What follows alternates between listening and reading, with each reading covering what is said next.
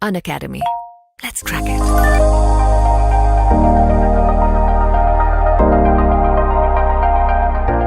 Hello everyone, this is Abhishek Saraf. I have secured All India rank 8th in UPSC Civil Service exam of 2019. This was my 4th attempt and 3rd selection. In this lecture, I am going to be covering the actual transcripts, the actual questions that were asked to me in the previous 3 interviews in UPSC Civil Service exam of 2017, 2018 and 2019. The purpose of this lecture is to enable you to understand what are the questions that were asked to me, what are the answers that I gave, and how the UPSC board probably judged me based on my answer. What are the qualities that I think I was able to depict in my answers, and what was the probable impression that went to the board from those answers. The purpose of this lecture is to explain you in continuation to my previous lectures regarding the interview that how do you actually depict those qualities in your answer. Once again, please allow me to draw to your kind notice that this is my interpretation of how my interviews went and how I was judged.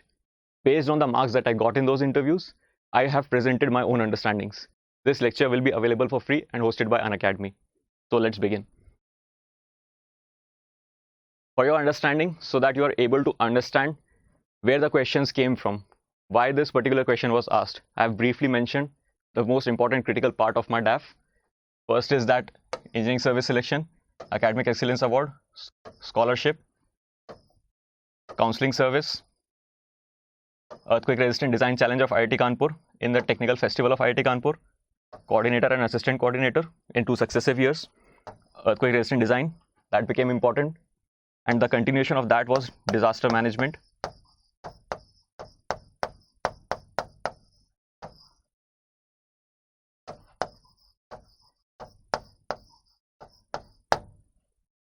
After that, I have applied for a patent.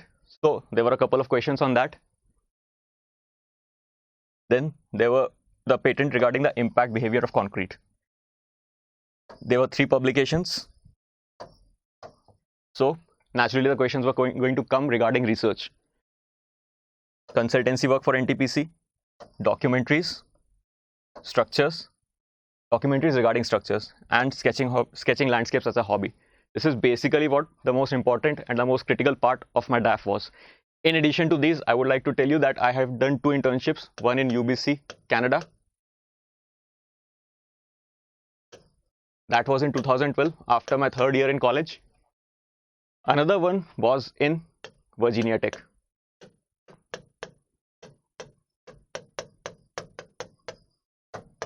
In USA. That was after my graduation was completed. In addition to that, I come from Bhopal. Graduation from IIT Kanpur in Civil Engineering. Job in Indian Railways through the Engineering Service exam of UPSC. So this is the long and short of my profile. I was also a research associate at IIT Kanpur for 15 months after my graduation, till I joined Engineering Service in Indian Railways. So this is the long and short of my profile. I was already in Indian Railways when I went for 2017 interview. So questions were also on that. Let's begin with the 2019 interview first. Before we understand what I gave, the replies that I gave, before I elaborate on those replies and explain to you how the qualities were being judged, please allow me to elaborate on what qualities UPSC is judging you for. This has been picked right out of the UPSC notification. UPSC has explicitly said that it is judging you on these qualities. Mental caliber, that is basically aptitude. Intellectual qualities, social traits, how are you with people, current affairs, mental alertness. I'll tell you how this is judged. Critical powers of assimilation and judgment. Balance, this is the most famed word as far as the interview goes. Logical exposition, how clarity do you have in your thought, how clearly you are able to express your thoughts. Variety and depth of interest, how inquisitive you are. Leadership, as simple as that, because these are group A services. These form the steel structure of the Indian bureaucracy, of the Indian governance. Steel frame of the Indian governance comes from civil services. So leadership skills are important. and integrity. Obviously, there is no need to explain why integrity and honesty is important in civil service. So these are quite technical terms, and I simplified them into these 11, 12 parameters for my own understanding, that these are the things that I have to depict in the interview before the board. Aware, obviously, you have to be aware of the things around you. You have to be able to think about them. You have to be able to analyze them. You have to be able to form opinions on them. The first step of forming opinions is awareness. How aware you are of the happenings around you, of the newspapers, of the events. How aware you are about the place you come from, about the college you did graduation from, about your optional subject, about your graduation subject, about the place you were doing a job at. Inquisitive and trainable. See, what happens is that in civil services, or in government services rather, there's a security of tenure. People tend to become complacent, and people tend to lose their curiosity, their inquisitiveness. They lose their dynamism. It does not happen with everyone. There are several dynamic officers who are eager to learn new things every day. But there are several people who are just closed off to new knowledge, and they become a burden on the institutional structure because they are not dynamic, they are not able to contribute, they are not able to keep pace with the new age things that are happening. And in the age of technology, this becomes extremely important. I mentioned leadership skills, group A services, steel frame of the governance. If the leadership is not working properly, the entire organization, the entire subordinate structure under them will flounder. So leadership is completely critical in group A services. Honest, obviously, there's no need to explain why. Humble. See, you are in group A service. You are the head of a department. If you are not humble, the entire work culture of the department will be vitiated. You will be rude to your subordinates. You will be rude to the people who come to you for help. And then civil services have a wide public interface. If you are not humble, you will be perpetuating the colonial mentality that I'm the master. No, you're not the master. You're the servant, actually. People are sovereign. They are the master. But then you need to understand this. So you need to have humility, especially. Rational and balanced progressive opinion making. See, I'll explain each of these keywords. Rational. It has to be well thought out. It has to be based on logic. It has to be based on some sort of thought process. It cannot be something that someone told you, or you heard somewhere, or you read in some newspaper. No.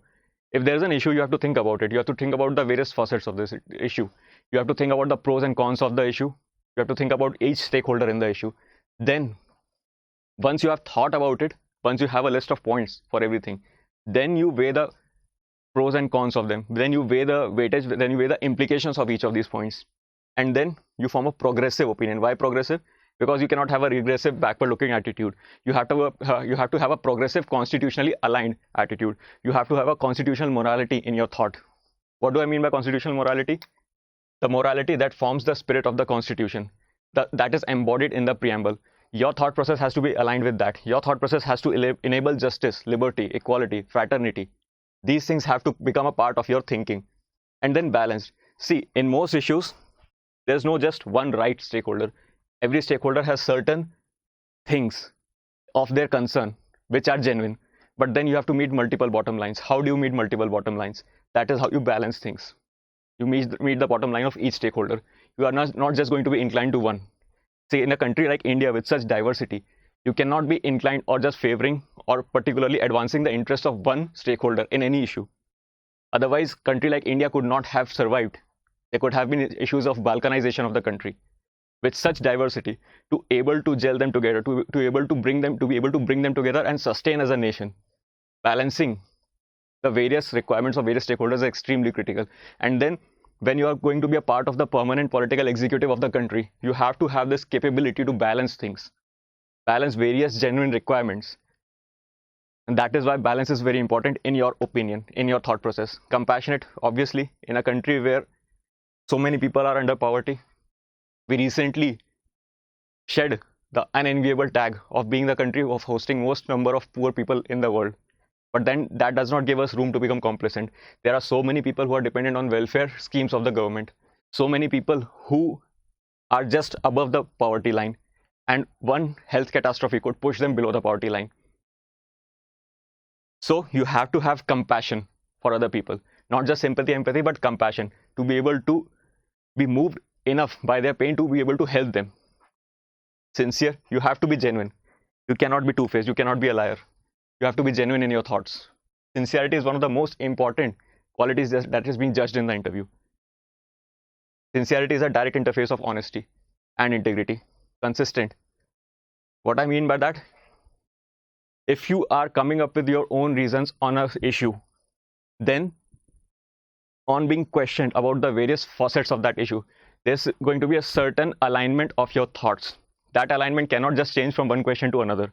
If it changes from one question to another, it shows that you have not rationally thought about that issue. Either you have not thought, or you don't even have the capacity to think rationally. That's what it shows. Otherwise, if you are not consistent in your thoughts, it shows that one of the thought is a lie, because one is contradicting the other.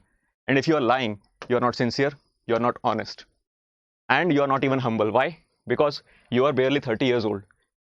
The members of the board are either retired bureaucrats, academicians, or retired soldiers.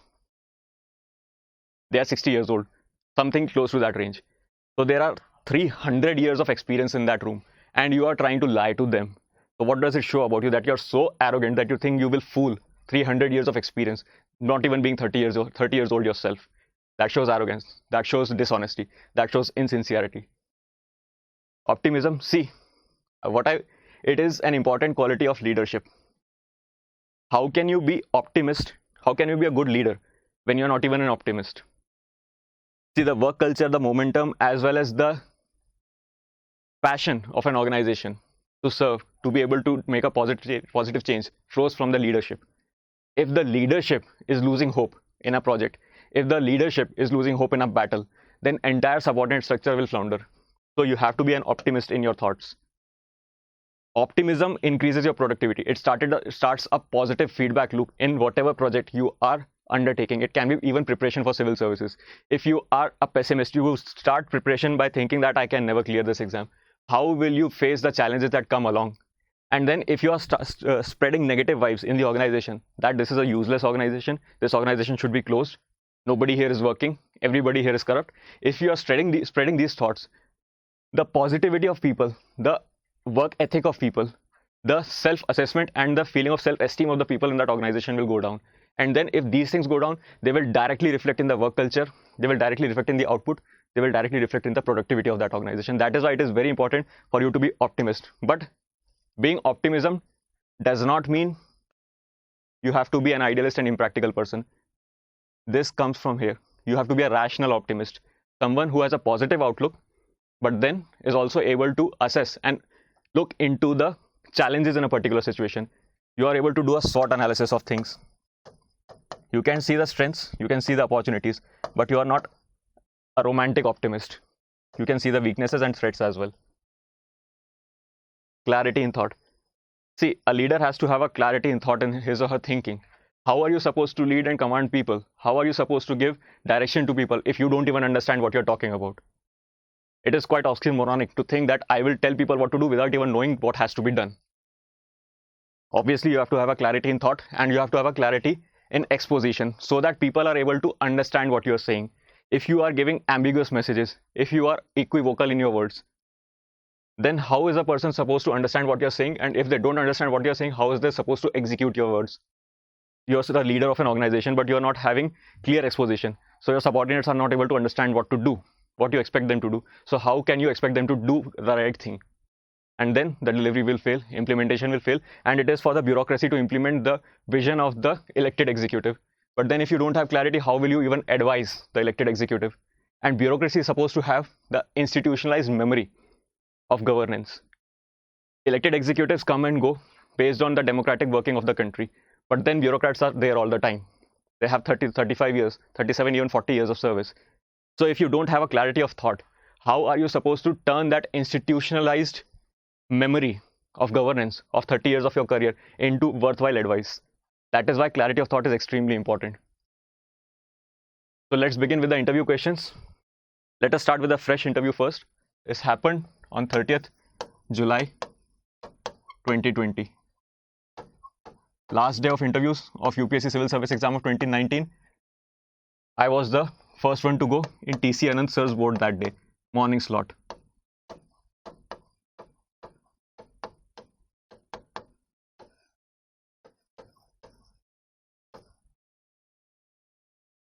His first question was, tell me about your patent. You saw that I have applied for a patent. Now, what happens is that I wrote the serial number here, so that the board members don't feel that I'm lying, because there's no way for them to verify during the real time in the interview that whether the patent has been applied or not. I might even lie. Some candidates have been known to lie in their DAF, and it is not a good thing. If you're caught, then that buys you a one-way ticket to the next prelims. But then how will the board judge whether or not you're lying? They want to see if you're honest or not, right? So how will they judge that? So he asked me to tell me about his patent. I told him about that it is a new test. It is a new procedure, not new equipment. It is a procedure patent. It is a process patent. So it is about the impact behavior of concrete. We developed a new test. We took a cuboidal concrete element that was 500 mm by 100 mm by 100 mm. We divided one of the face, 500 mm by 100 mm face, into a grid of 40 squares, and then at the point of intersection of the diagonal of each of these squares, we impacted the concrete with a falling impeller. And then after each iteration of impacts, what do I mean by iteration of impacts? That impeller was made to impact that concrete cuboidal prism at the point of intersection of each of these 40 squares.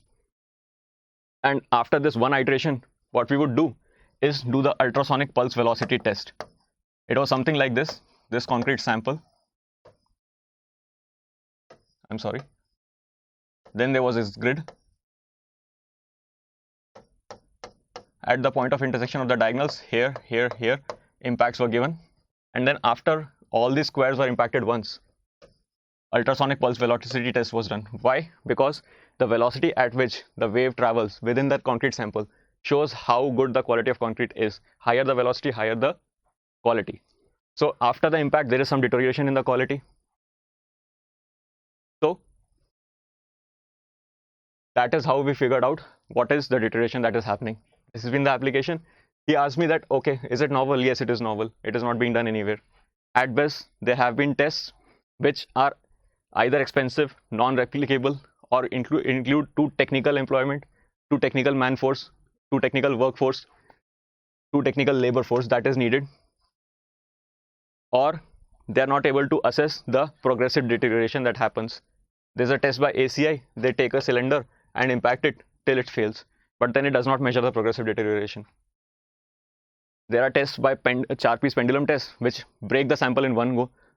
So they are very technology intensive, very labor intensive. I mean, the very technical labor force is needed, and they are not very easy to replicate on the field. A test for assessing the quality should be able to be replicated on the field. So this is the novelty. Why did he ask these things? First, to test the honesty. Second, to test inquisitiveness, how aware I was, how much study did I actually do, whether or not even it is a genuine thing. I have shown such research inclination. Am I even telling the truth or lying? How much interested I am in civil engineering, how much motivated I am towards the work that I'm doing. Then this was a generic conversation starter question by another member, and this took about 3 to 4 minutes. Then he just asked me, how are you? Just a conversation starter, because the pandemic was going on and we were given a lot of PPE and it was risky to venture outside at that time, and even it is now. But then it was just a conversation started. So I said that I'm fine, sir, a little bit nervous because of the interview. But then he said, what did you do in the morning? I said, I got up, freshened up, read the newspaper briefly, and then I came here. Because it was 10 a.m., there's not much that could have been done. You get up at 7:30, something like that. And then you come to UPSC at 9 a.m. Okay, then this was his important question, that what will you bring from civil engineering to civil service? Because I was already in railways, then I went to IRS, Indian Revenue Service, Customs and Indirect Taxes, based on the civil service exam of 2018. Took an EOL from there. So he asked me, what you will bring from civil engineering to civil service? Because you're such a passionate engineer, you have done so much work. So you must have some things that civil engineering added to your character, or some technical knowledge that you will bring. I had already prepared an answer to this question. So let me tell you that answer was a prepared one. It was not an impromptu answer. but then you have to show your in-depth understanding. This is a question that gives you an opportunity to leave what I call a dominant positive impression on the interview board. I'll explain what dominant positive impression is, but then that will be done in a separate video. Right now I'll tell the answer. I said there are technical and non-technical aspects to what I can bring. Why? Because technical aspects is that every engineer can do, like sustainable design, safety inspections, extracting accountability from contractors, urban planning, and things like that, environmental engineering or railway engineering or auditing of the designs, things like that can be done. That was a technical aspect that almost everybody could have answered. But then the non-technical aspect that I think are the values that every civil engineer learns, like factor of safety. We have a factor of safety for everything we design. Why do we do that? Because we prepare for the worst. Then frugality. The idea of every engineering is that you have to achieve what the demand of the customer is in as less money as possible, in as good quality as possible. So frugality is a core of every engineering. The factor of safety, frugality, simplicity. I said simplicity because when I was writing my first research paper, when I was working on my first research paper that got published in 15th World Conference on Earthquake Engineering, the professor I was working with at IIT Kanpur, Dr. Durgesh Rai, he gave the idea that if ever you want your equations to be published in Indian Standard Code, you cannot have very complex equations. You cannot have one line long equations. You have to have simple equations. And it is obvious that on the field, only simple things can be executed out by the person on the field. Complex things, complex formulas become very difficult and prone to errors. And they can be done in the office, but then on the field, simplicity is needed. And civil engineering is such an old discipline, it is millennia old. So at that time, we did not have much technology. We did not have powerful computers. We did not have the facility of high performance computing. So I said simplicity. I gave that example of Dr. D.C. Rai that he told me that you have to have simple equations. You have to have simple ideas to be executed on the field. And that is applicable in civil service as well. Like Napoleon said that the constitution should be so simple that it could be understood by a peasant. So that is what I can bring from civil engineering to civil service. Then I said railways is such a massive organization. There are 9 services which have to work together. And on the field, if you are seeing a train come on the platform, it is because a civil engineer, an electrical engineer, a mechanical engineer, a signaling engineer, and a traffic officer, and a railway protection force officer, they are deployed on the field to ensure that these 5-6 people are working as a team to ensure that even a single train can roll into the station. So teamwork is extremely important. Then punctuality.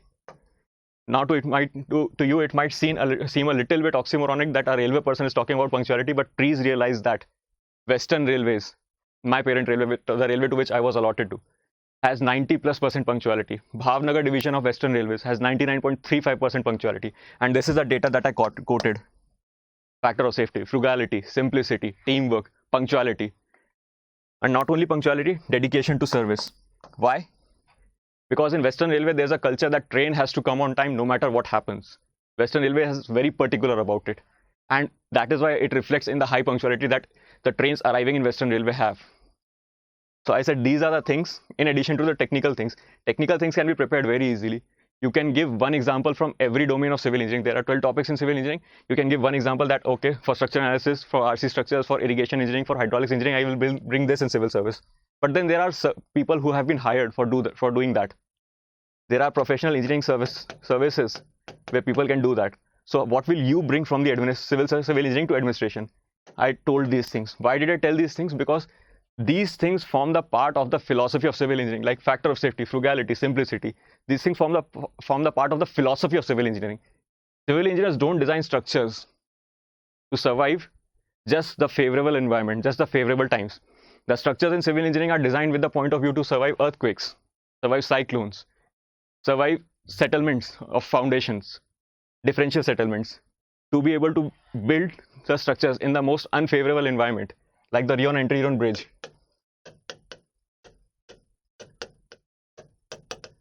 That bridge has actually been built over a fault line. Fault lines are where earthquakes originate, and this bridge runs across a fault line. So this is what civil engineering is about: making structures, making buildings, making built environment at the most unfavorable circumstances if need arises. So there is a factor of safety. That is what I mentioned, that I'll be prepared for the worst. That is what I've learned in civil engineering as a discipline, as a philosophy. factor of safety, frugality, simplicity, teamwork, punctuality, dedication. These are the qualities that are eminently transferable to civil service, and that is what I learned in civil engineering. Mind you, this was not an impromptu answer, that was a prepared answer, that was a predictable question from my civil engineering background and my inclination to join civil service. But I like to think that this answer, technical, non-technical aspects, how I divided, and probably everybody I've met misses this non-technical aspect, and this is the most important thing actually, because technical things can be done by hired technical people in engineering services. So I said about teamwork that 5 to 6 officers are standing on the field. That is how any and every train is able to run. So he said, okay, but now you have to do maintenance of track and a train is running. Maintenance requires for the train to not be running, but then you have to do maintenance for safety. So how will you ensure that trains run on a schedule? Railways have a standard procedure for it. First of all, there are speed restrictions that can be applied. Then speed restriction, if the track is not healthy, if the track is not properly maintained, speed restriction is applied by a civil engineer. And until and unless the maintenance is done, the trains run at a slower speed so that the damage does not happen more. But then if there's out of schedule, there's a buffer time that is available in various legs of the journey. That buffer time can be used. So what he was judging in this question was, first, how much do you understand civil engineering and how much do you understand civil service? Then, can you balance two conflicting requirements? But then Railways has a standard procedure for it. I did not have to do anything about it. And then if there is immediate deterioration, immense deterioration is happening, so immediate speed restriction or immediate traffic blocks can be taken. Traffic block is a standard thing that is taken in railways for maintenance, for scheduled maintenance. So that is what I answered, and this is what he was trying to judge, whether I can balance things or not, but this is a standard procedure in railways. This was an unpredictable question, probably because of my surname. The honorable board member thought that you are a Kashmiri Pandit. I said no. And I could have said no, that is the honest truth. But then he wanted to go around it. He wanted to talk about it. So he said that, okay, tell me what has been the problem with Kashmiri Pandits. So I briefed about that background of violence and out-migration of the Kashmiri Pandits. But then that was just a question about how aware you are of a random issue that just struck the board member's mind. Then he said, if you were one Kashmiri Pandit, what are the circumstances that you would like to have so that you could return?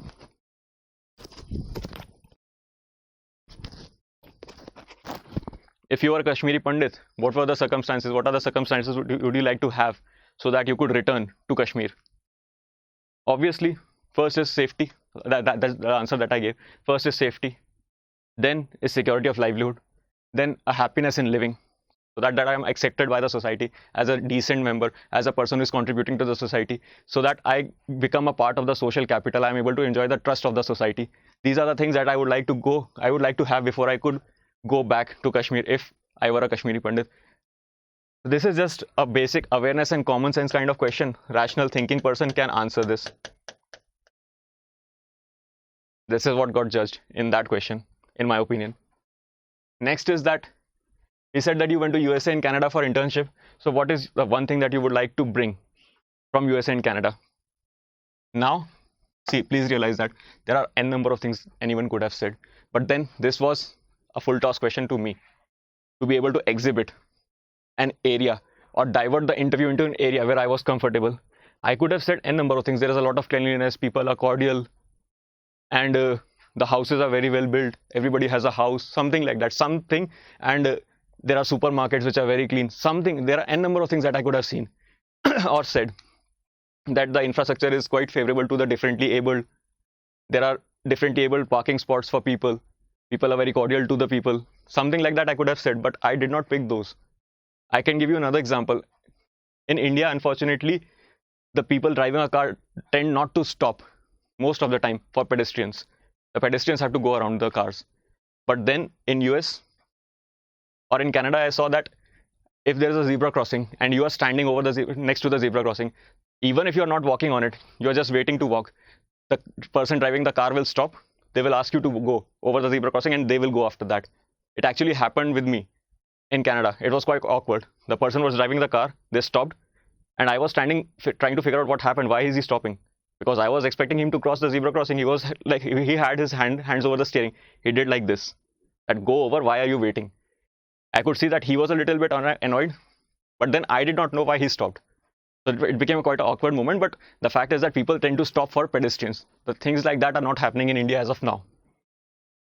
So I could have said that as well, but that probably could not have directed the interview in an area where I was comfortable. So what I did, I directed the interview in an area where I was comfortable. What is that area? Research.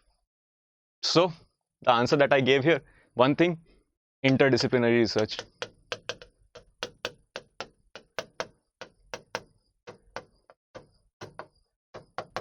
Why?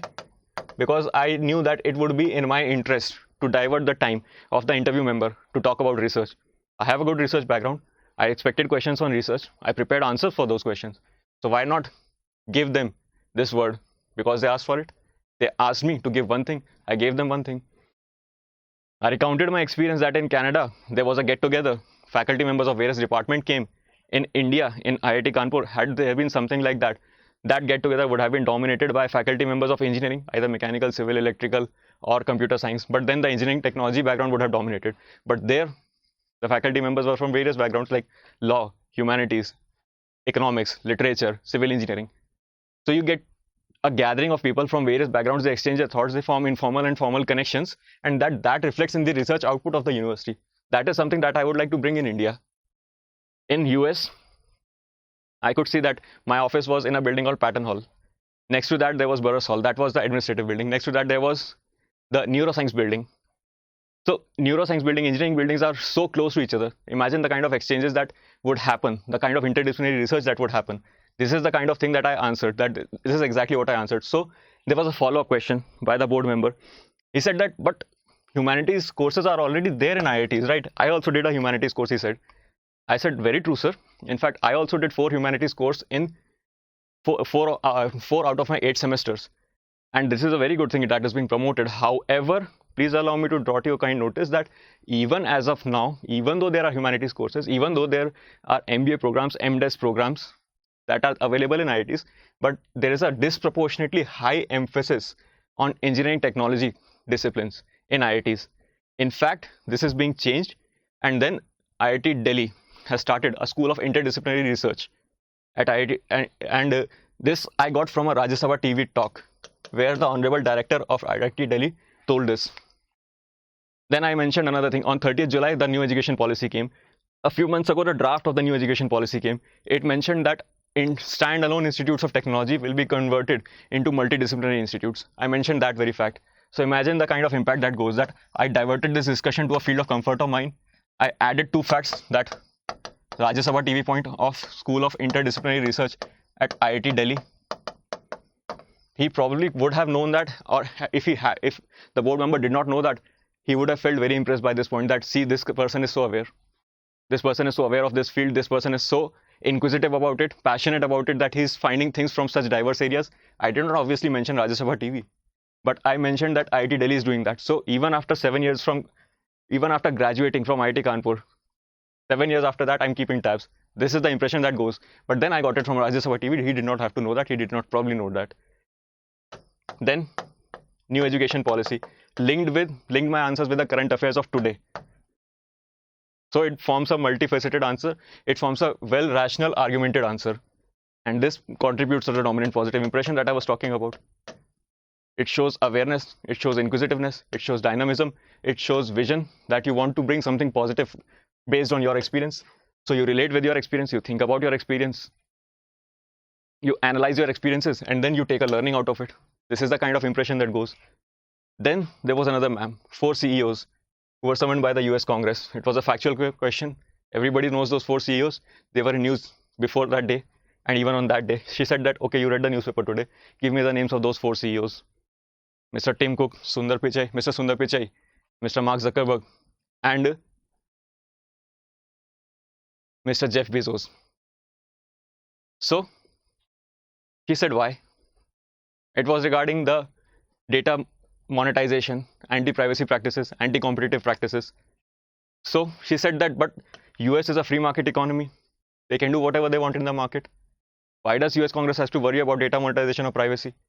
I said then, ma'am, it is because of that free market economy. It is because of the level playing field that they got, that they were able to grow into such large multinationals. But now if they're indulging in anti-competitive practice and Google has been criticized for that, European Union has fined Google and Apple for these practices. If this is happening, then they're exploiting the free market in an anti-competitive behavior. They are exploiting, they took the advantage of the free market to grow large, and now because of their large scale, because of their deep pockets, they are indulging in anti-competitive practice. They are preferably, it has been alleged that they are giving preference to their subsidiaries and partners in their own search engine, in Google. It has been alleged. So this is the investigation that is going on, and because of these allegations, US Congress summoned these CEOs. So personally, I do not feel that it is anti-competitive as of now, but there are concerns regarding it, and to be able to understand the situation better, these CEOs have been summoned. So it is in favor of competition rather than anti-competitive practice, and this competition is what enabled them to grow, because they provided valuable services. But now because of their deep pockets, they are stifling new startups. This is what the allegation has been. Once again, note that I was not passing a judgment. I use the word allegation. I use the facts that there have been penalties that have been applied by EU on Google and Apple. So use the facts to justify why they have been called. Use the word allegation so that you are not trapped into passing a judgment. You are not seen as passing a judgment. Because if US Congress is summoning them, US Congress wants to learn, then US Congress has not passed a judgment, that how can you pass a judgment? So use the word allegation, that there are allegations, there are concerns, and there are actions that have been taken by other bodies. So you have an inbuilt way out in case the board member does not feel that it is anti-competitive practice. So you say that there are concerns, there are allegations, but then US Congress will see and will find out what happens. This was a complete factual question. One crop that became a staple food that comes from South America. Please note that the answer is potato for that matter, by the way. But then I got confused between beetroot and potato, and I was not confident enough to answer, so I said either beetroot or potato. But then it is a completely factual question. I accepted that I'm not able to recall properly which of these two is the answer, and then I presented that the fact is that this is what I can recall as of now. Why I mentioned this question? Because I wanted to accept that, okay, not all questions were answered by me. Not all questions have to be answered by you. The board will not remember every and each word that you say.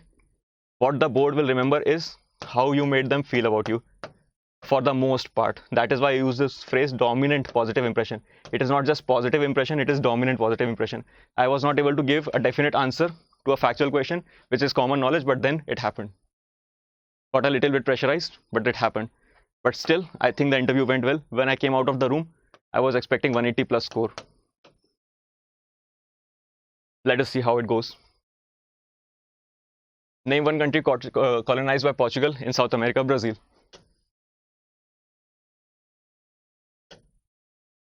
Okay, then this was the last member.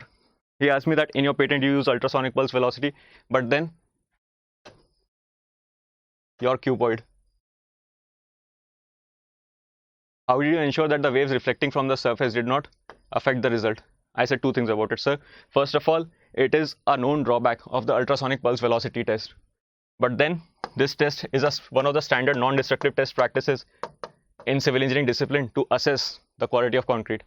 So whatever disadvantages of this test is, it is a part of my test as well. That is true. However, please allow me to draw to your kind. Notice the fact that this is the shortest path. This is a longer path. So for most of the time, one can assume that if the velocity is being recorded by the equipment, it is because of this path.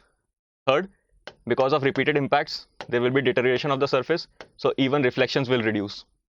They will not directly reach the surface. They will go something like this. So this is the shortest possible path. They will go something like this. So the shortest possible path will be used for judging the velocity. This is what my understanding is. But then every con of the test of ultrasonic pulse velocity for non-destructive testing is a part of my testing as well. So what he was judging, these were completely factual questions. What ma'am was judging, that whether or not you're honest, if you know, whether or not you're aware, or if you don't know, if you're not able to recall, whether or not you're honest. From this, he was judging how technically sound you are, how sincere in your project you were, how genuine your efforts are. Can you accept the shortcomings of your own project? Do you have that humility? do you have that comprehensiveness to have done this thought process, to have given the thought to this angle? Do you have this comprehensiveness? Do you have the sincerity? Do you make the effort? This is what was being judged. Then completely shifted to a new territory. How will you improve tourism digitally in India? Here, I used one of my experiences. Why I did so? See, if you link the answers that you give in interview with your life experiences, it shows that you are someone who thinks about things that happen to you. You are someone who relates to things that happen to you. You are an analytical person. You are a thinking person. You can rationally think about things. You are open to new experiences. You are open to new learnings, and you are not only taking them in, but also analyzing them, associating with them. So that is why it is extremely important to use your life experiences. And then if you tell a story, it engages. If you give a bookish answer, it does not engage, because they have been hearing bookish answers for months.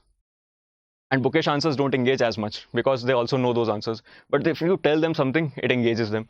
And if it engages them, it also automatically becomes a conversation. So what is the story I told here? When I was in Virginia Tech doing my internship, I had the opportunity to visit New York City. In New York City, I went to the Statue of Liberty.